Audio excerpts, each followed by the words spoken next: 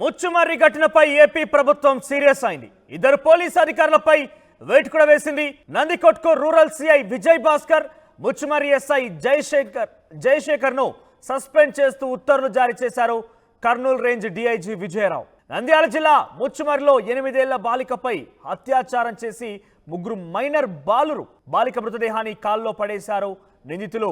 ఇంకా దొరకని బాలిక మృతదేహం. విధిలో నిర్లక్ష్యం, క్రమశిక్షణ చర్యలు ఉల్లంఘించారని వారిపై చర్యలు ఉంటాయంటే కూడా పెద్ద ఎత్తున ప్రభుత్వం చెప్తోంది. ఇక విధుల్లో నిర్లక్ష్యం వహిస్తే కఠిన చర్యలు తీసుకుంటామంటూ డీఐజీ అంటున్నారు. సో మొత్తం మీద ముచ్చుమర్రిలో ఒక 10 రోజుల క్రితం, సుమారుగా వారం 10 రోజులు కావస్తోంది, ఒక 8 ఏళ్ల బాలికని సుమారుగా ముగ్గురు మైనర్లు, అంటే సుమారుగా 6, 7, 8 తరగతి చదువుతున్నటువంటి ముగ్గురు మైనర్లకు సంబంధించి వారు ఆ చిన్న బాలికని అత్యాచారం చేసి ఆ బాలిక మృతదేహాన్ని ఒక కాలువలో పడవేసినట్టుగా ఆ బాలురు ఏకంగా చెప్పడం జరిగింది.